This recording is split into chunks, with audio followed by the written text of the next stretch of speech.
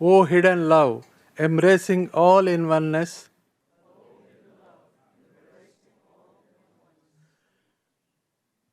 may each who feels himself as one with thee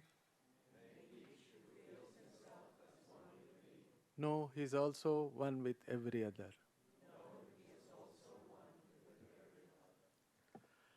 I am going to recite one invocation of harmony, so you need not repeat it, I'll just recite it. May the forces of light bring illumination to humankind. May the spirit of peace be spread abroad. May the law of harmony prevail. May people of goodwill everywhere meet in a spirit of cooperation. So let it be and help to do our part. Thank you. Our first speaker, who will be giving the inaugural address, was born in New York City on October 22nd, 1953. Early, you wrote it. Early in life, they're supposed to guess who it is, you just gave it away. Early in life, in an unconsidered way, he felt there were deeper things around and inside him. He had experiences, but forgot. At 19, something woke him from his forgetfulness, and for a time he saw things clearly. He was introduced to a path that promised deepening understanding. He followed and still follows it. As international president of the Theosophical Society since 2014, Tim has overseen the renovation of its Adyar Indian campus, the founding of its second school, the Adyar Theosophical Academy, the revitalization of its Besant Memorial Animal Dispensary, the globalization of its School of Wisdom, the founding of the Adyar Eco Development Project, the beginnings of an art restoration project, and involvement of young members in meaningful work of the TS. He has spoken to members and groups on all continents and has published monthly articles in the Theosophist magazine. He is author of the recent book, which was just launched yesterday, On the Verge of Wisdom. Please welcome our TOS International President, Tim Boyd.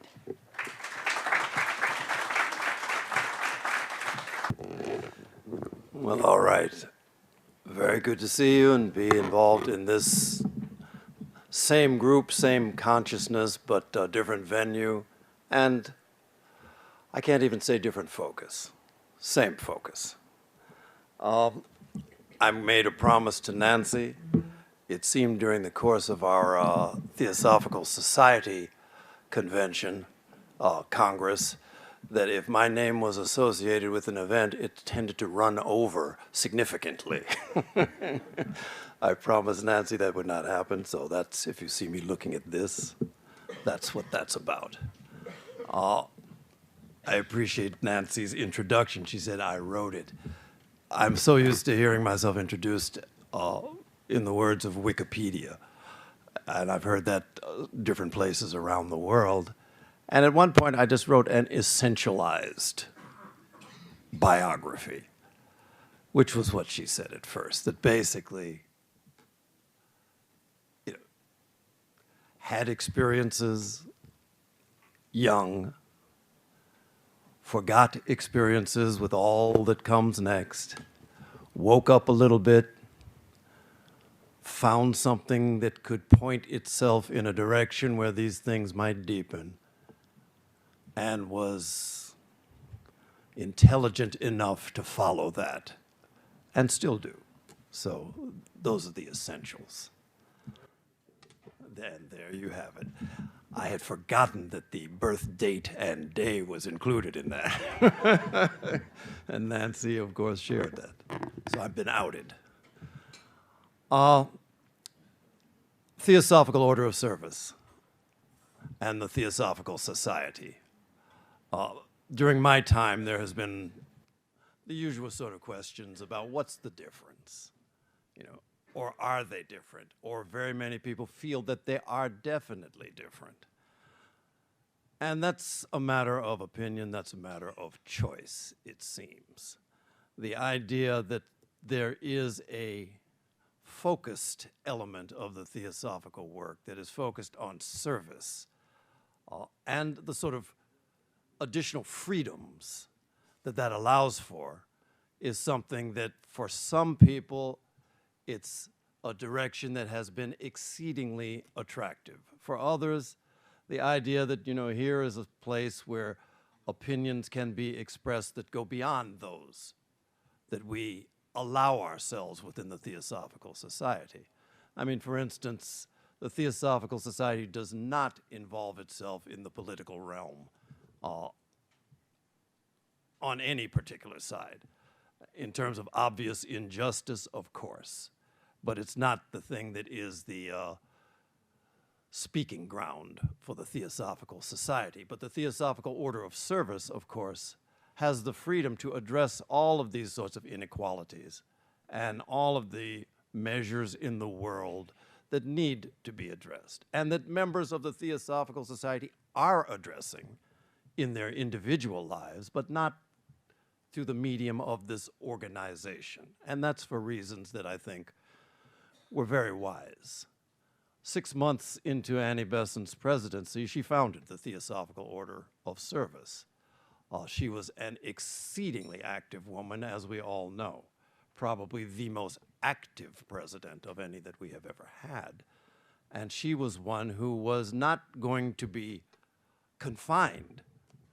Her view of addressing suffering where she found it, she was not going to allow to be confined by any organization to which she belonged. So her brilliance was to form an organization specifically devoted to service and to alleviation of suffering.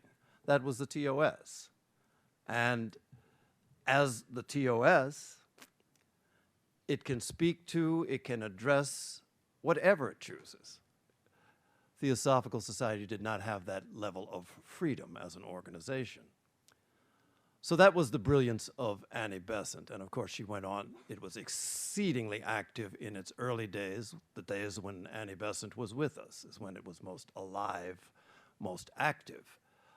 It still obviously is quite active, but for many, the thread of the importance of this service element sometimes gets lost.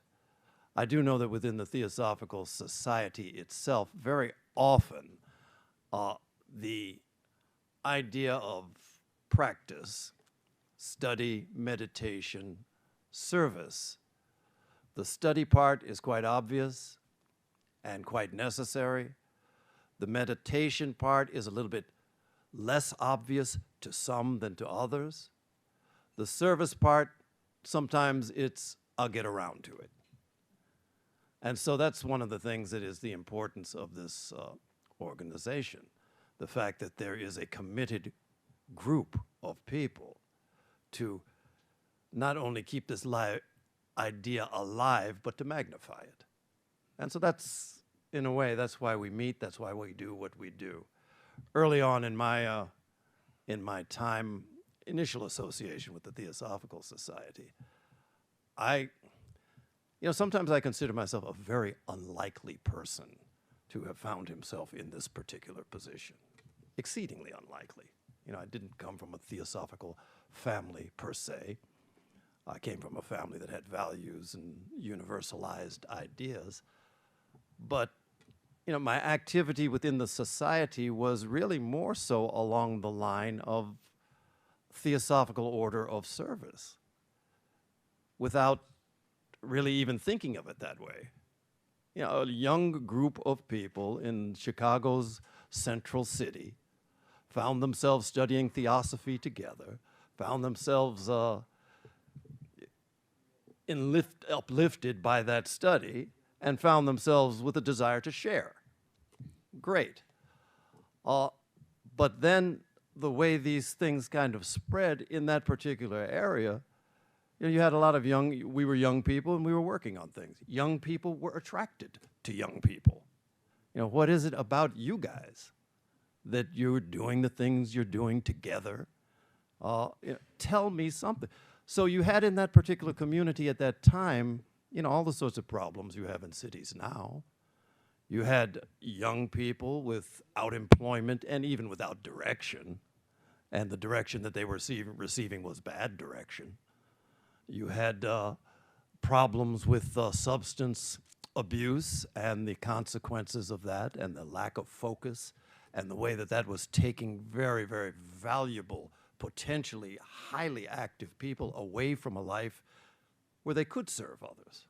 I mean, you had all of the normal sorts of things, which you then find yourselves interacting with these different groups of people. And because at that time we were engaged with working on, it's a different story, but we were doing a lot of work on buildings in this area that had declined. And so these younger people wanted to know different things. We had them come work with us. We developed skills in terms of the building trades that they had. We formed these basketball teams. At one point, we had someone who was coming around who was a musical director, a very high-level musical director. We put together a singing group. Dora Kuntz was a person who was very, very fond of music, the past president of the Theosophical Society in America. And she was one who, I guess in her camps, the camps that she founded and participated in, there was a lot of song. So at one point she asked us to sing at the convention of the Theosophical Society at Lake Geneva. So, if Dora asks us, we'll do it. It's not like we were performing anywhere.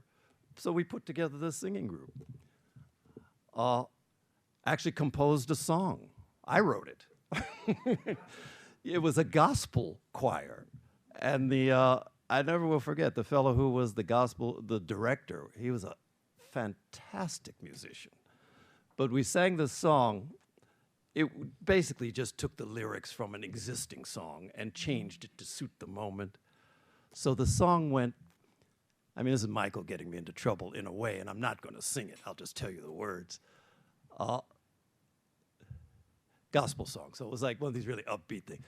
Come on, children, let's sing all about theosophy. The real words were, come on, children, let's sing about the goodness of the Lord. But come on, children, let's sing all about theosophy. Come on, children, let's shout what the Master let us see. How he guides our footsteps every day, keeps us in the narrow way. Come on, children, let's sing. Come on, children, let's shout just how the truth. That thing. But no, please. It's not about that. But the idea was, and this is one of the problems. From that day forward, for years, anyone who would see me, oh, you're that guy who sings, right? It's like, Dora got us into that. But that group also, I was basically one of the people who was in the chorus, but we had some people with that group who were real singers. And some of them were people that had been attracted because of the kind of works of service. We didn't even think of it as service because of the work that we were doing where we were. It was attractive to others. And out of that attraction, if you put your mind to it, all kinds of things can be formed. And so that was this whole kind of service background. We had people who, as I said, had substance abuse issues. And many of them we would bring in, work with them. One of the main ways we work with them is that, fine, you got a substance abuse issue, that's great, but we got to get out this morning and go to work. You're coming with us. And, you do something like give somebody a shovel and have them dig a hole. they forget about the substance abuse for a while. But then a lot of these people, many of them I know to this day, people whose lives were actually changed by very, very simple things. But the main thing about it was the examples. The fact that it is possible. It's exemplified in others. With the Theosophical Order of Service, just the early, as you all know, the motto is a union of those who love in service of all that suffer, all that suffers. Because I know in the United States, I think we kind of changed it at one point. It became more people-focused, and then changed it back, I think. So all that suffers. And I just want to share with you, in the early days of the Theosophical Order of Service, there were 4 specific sort of objectives, things that were to come out of this effort of the Theosophical Order of Service. And I find them, well, I'll tell you what, let me just read them and then we can talk about it. An early expression of its aims was, 1, to minimize the sum of misery in the world. That was 1, minimizing the sum of misery. 2, to forget self in working for others. The 3rd was to eliminate selfishness and substitute love as the rule of the world. And the 4th was to live to the highest that is within us. So really, of those 4 objects, the first one, to minimize the sum of suffering in the world, is the one that is focused toward the world.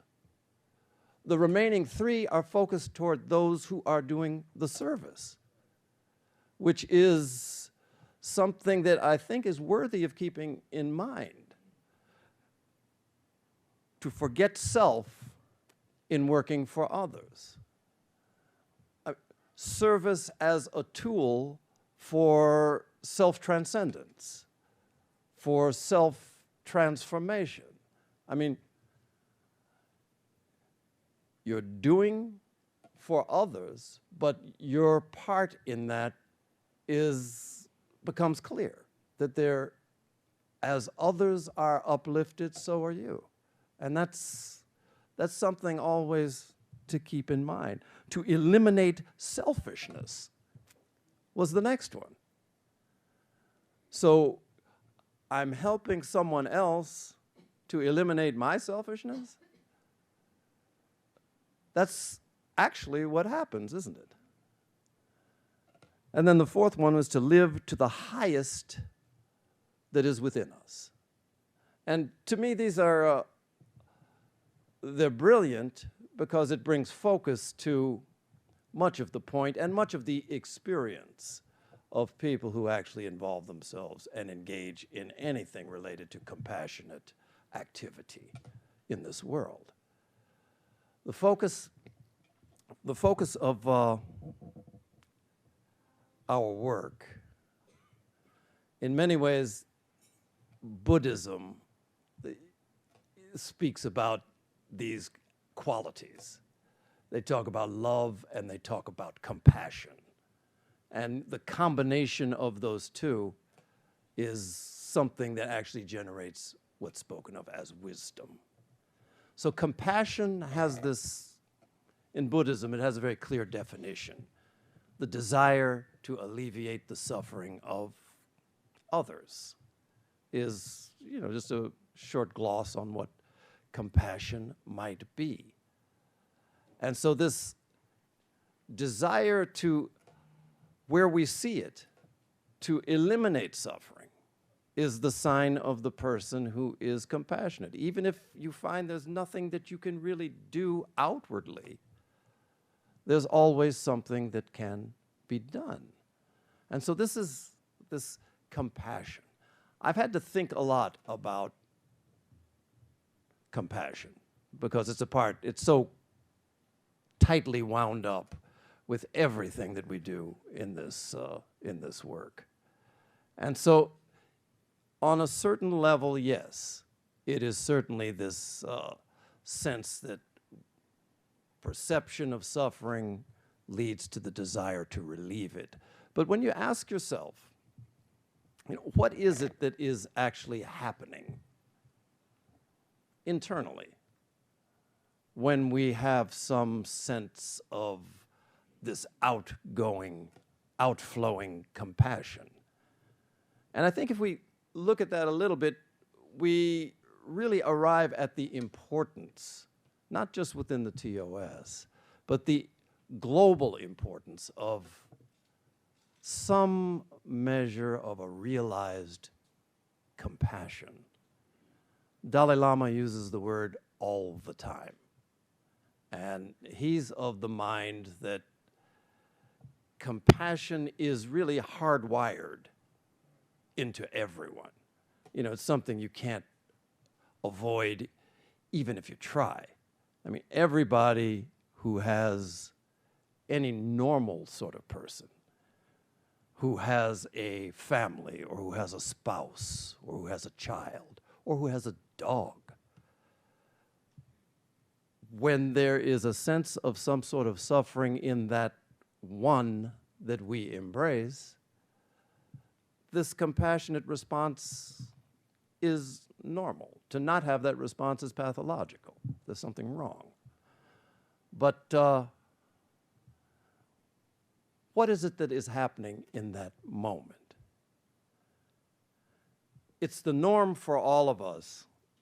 I mean, part of what this whole theosophical endeavor is about, Stefan made the point in a different way about this greater self that somehow shadows us as we move through the world, perhaps attempting to get our attention in various ways, mostly ignored by us.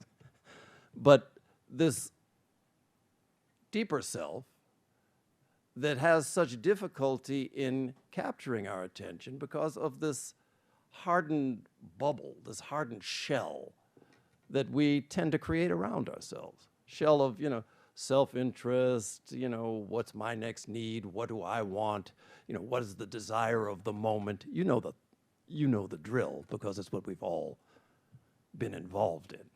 So there's this very limited sphere within which we do tend to function. And it's a sphere that we could describe as I, me. But what's happening in these moments when we feel compassion? There is a softening of this shell. There is an extension of this shell. If it's with one person, it's something that now embraces another. We have enlarged. We have expanded. So this idea of operating beyond, I forget the exact words, to forget self in working for others is actually a description of a pathway, the same pathway described by Theosophy and the Theosophical Society. There's this extension. You have the example of people who become lovers and embedded in their communities. And now it's no longer the person in front of me. The extension broadens. It's my neighbor. It's my neighborhood. It's the trees within this neighborhood that make it the place that it is. On and on. And then you get to this point. HPB, I've said before, at times it was an idea I struggled with a little. Not struggled against, but struggled to try and grasp. It's in the Voice of the Silence, I believe. It is in the Voice of the Silence, where she talks about compassion. And it's described as compassion is no attribute, which is to say it's not just something that we can tag on. I've got this pin of the Theosophical Society that someone gave me. I love it. It's an attribute. It's a bauble on a jacket. But compassion is no attribute. It's not something we can grab and use as necessary. It is the law of laws. You know, that's what is said. And so for me, that whenever I hear these sweeping, universalized statements, I have to ask myself, you know, what are they saying? That's big talk. It's the law of laws? I mean, if I go over here to the edge of this balcony and step across, there's going to be a law that might be more important to me at that moment, which is gravity. I'm going down. You know, that's a universal law. You know, all of those different sorts of karma. You know, karma is, you know, there's karma involved in me jumping off the edge of the thing. It's, how silly are you? Here's your result. Karma, universal. But she describes compassion as the law that goes beyond all of these other laws. What is she talking about? And so this is something that, you know, I thought about. But then, you know, as with many things, you know, this is where I am at the moment. Perhaps come get me 70 more years from now, my idea might be different. But the idea being this: compassion is this outgoing embrace that expands and expands. In the case of the people that we would consider as great people, you know, you have a Mahatma Gandhi. You know, he was named Mahatma. Mahatma Gandhi had his beginnings. He found out about the Bhagavad Gita in London because the Kitleys, the Theosophists, introduced him to this central text of Indian spirituality. He hadn't addressed it. It became the book that guided him through his life and all of his struggles. But he had his beginnings. He was in London because he was training to be a lawyer. So, you know, this was in his pre-Mahatma time, when he was Mohandas. And so he's training to be a lawyer. He has these experiences. He meets these people. He goes to South Africa. And in South Africa, this registered barrister, this lawyer, finds himself discriminated against. He's part of one of those groups of people of color that are denied their rights in various ways. And he got angry. You know, and to say an angry lawyer, you know, nothing unusual. There aren't too many of those that you title Mahatma. But at that stage in his life, that's who he was. And that's how he expressed. But he found himself, as he became immersed in this movement that was demanding the rights for, at that time, what he saw as his people of Indian origin living in southern Africa. At that time, he became imbued in this movement, and he started to see other possibilities. And so from this small man who was a lawyer, who was studying law in London, you know, he was a vegetarian, and so people introduced him to the Vegetarian Society. That's how he met all these Theosophists. To become a civil rights activist in South Africa. Then he returned to India because he started to see a universal thread that this issue of discrimination, of denial of rights, of really, of non-recognition of another's humanity was central and was not localized in this place or that. But his sense of his roots as being in India brought him back to India. So from this person who came to embrace a small group of people in South Africa to this person who later went on to embrace the entirety of the people living at that time under the British Raj, suppressed as any colonial situation requires. He came to embrace and to feel and to try to alleviate the suffering not of one, not of his family, not of his individual group, but of an entire nation. And as part of that nation, the people who were doing the oppressing. They weren't excluded from this far-reaching embrace. At the time of his death, well, he was assassinated, of course, but at the time of his assassination, this reach of his consciousness, this compassionate aspect of his being, justified this title of Maha Atma, of great soul. At the time of his death, when he saw the man approaching, a gun in his hand, pointed at him, the certainty that this is it, the last words to come out of his mouth was the name of God. It wasn't about individuals. It wasn't about peoples. It was about this universal, overarching, omnipresent, omnipotent core that is shared everywhere.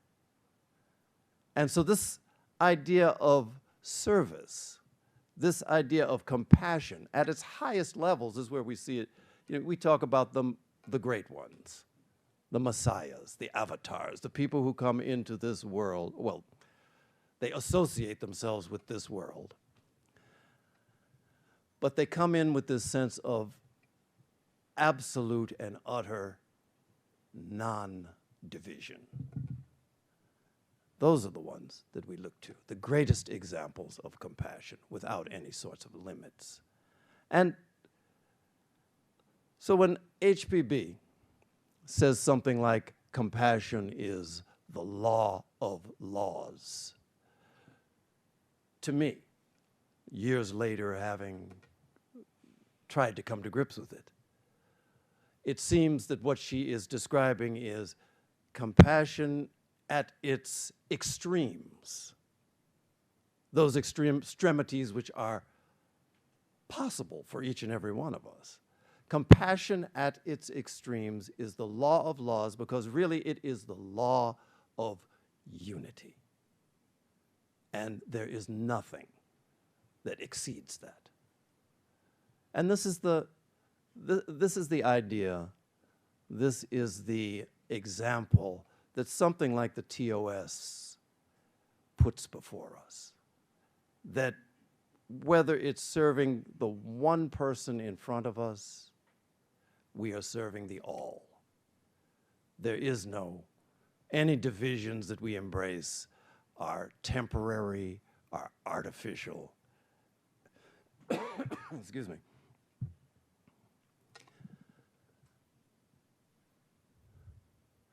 And so the point of an organization such as this is to just make it known. In the case of Theosophy, the Theosophical Society, is to make it known that such a thing as Theosophy exists. Those, again, are HPB's words. The point of the Theosophical Order of Service might be to make it known that such a thing as conscious, compassionate activity not only exists, but leads us to deepening states. It's a pathway, and it's a necessary one. The 3 pillars of theosophical practice, to which I have added a 4th, by the way, study, meditation, service, are the 3 legs that support this work. Take one away, you better have some very good balance to remain seated. The stool will stumble.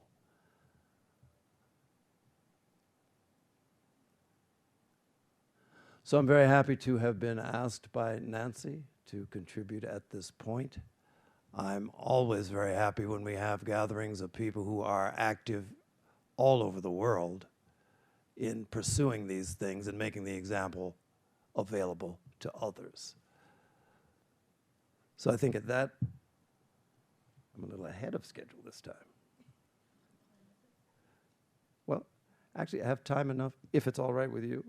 If there's any, I haven't even asked for a question. There's a hand up. Sue, please. Oh, I shouldn't have said that, should I?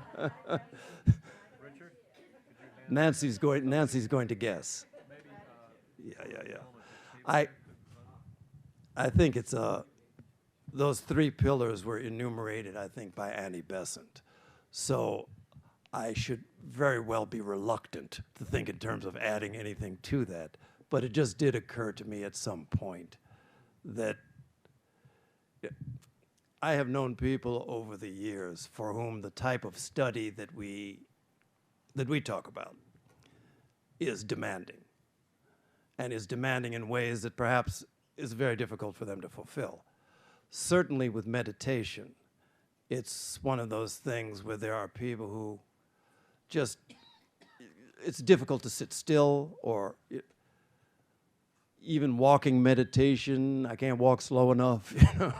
So meditation can be challenging, or meditation as we normally understand it can be challenging. Service is service. But there is this one, at one point I wrote an article, the fourth pillar. Actually, it's in that book.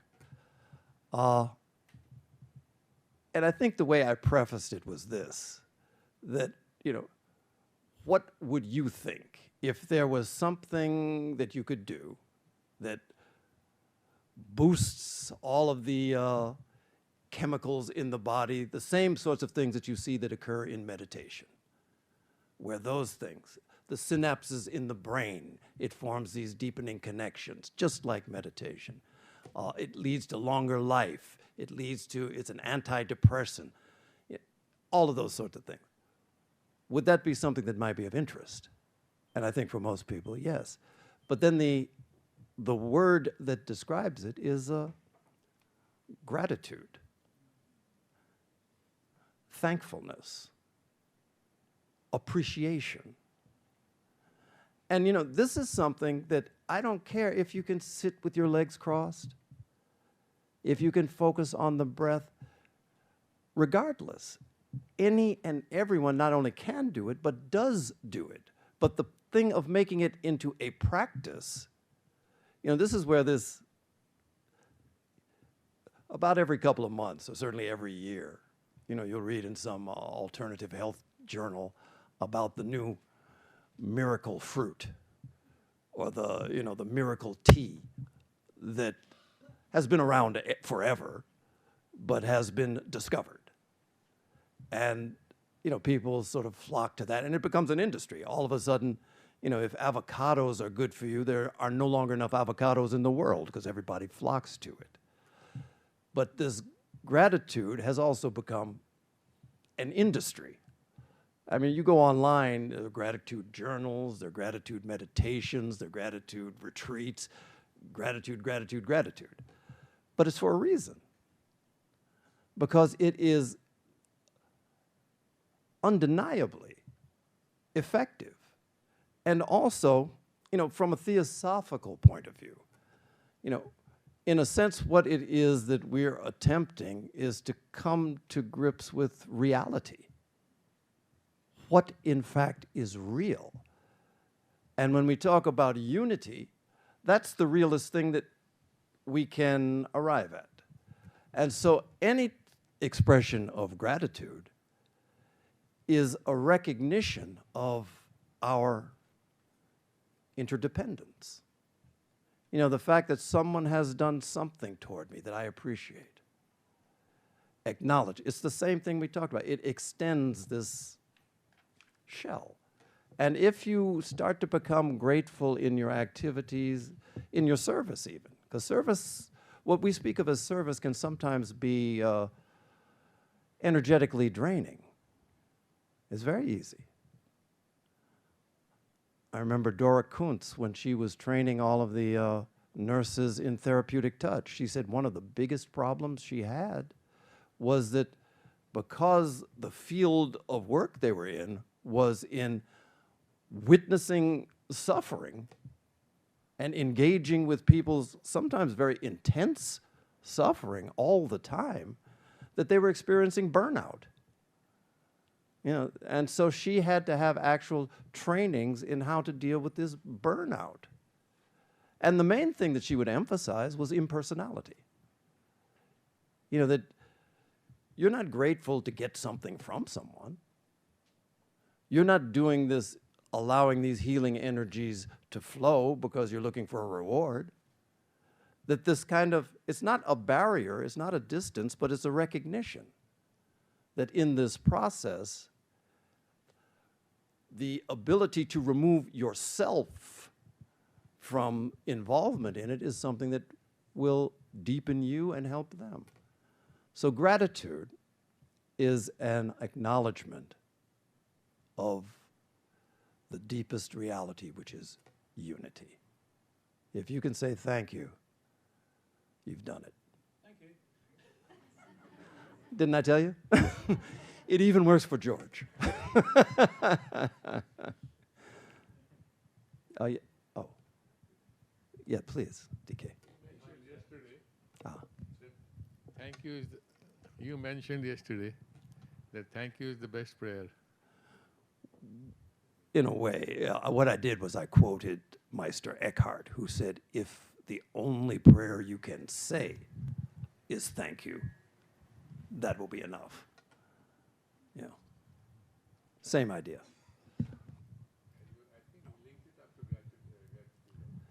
Well, yeah. I mean, thank you. Yeah, these expressions of appreciation, acknowledgement that, you know, I'm not in this world all by myself, you know, isolated, alone, and making the world obey me. The idea that there are others that are enhancing my experience is a beginning point. Yeah. Oh, yes. I have another, and others have said they would love to hear your mantra that Bill Lawrence taught you. Oh, sure. The sure. spark of the divine. Yeah, that would be Yeah. great. Then we can take. So you all notes. are just like me. You couldn't remember it either, right? Thank you. All right. He would share this with different ones. And I tell you the truth, I'm not the only one who couldn't remember, because there was one fellow there who was, he was actually a guy who hadn't been involved in gang activity quite a bit in Chicago. But he had, you know, completely turned in a different direction, and he was trying to promote the many things that the old man had shared with him. And all the guys used to kid him because he could never get that mantra right. You know, he would go and he'd say, I know that I'm a rock on the beach, and I'm a house burning down, and, you know, all wrong. But he had the idea. The mantra is this: I know that I'm a spark from that eternal flame. I am a grain of sand on this beach of life. I am related to a blade of grass, correlated to a leaf on a tree. I'm part of the universal all. What can be denied me? And I tell you the truth, if my daughter was here and I was to step away, she would come up here.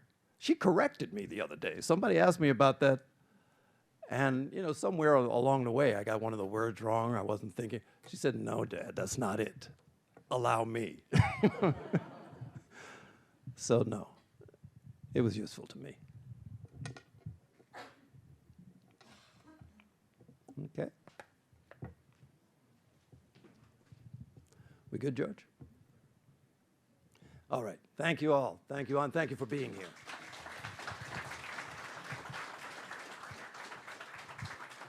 Thank you, Tim.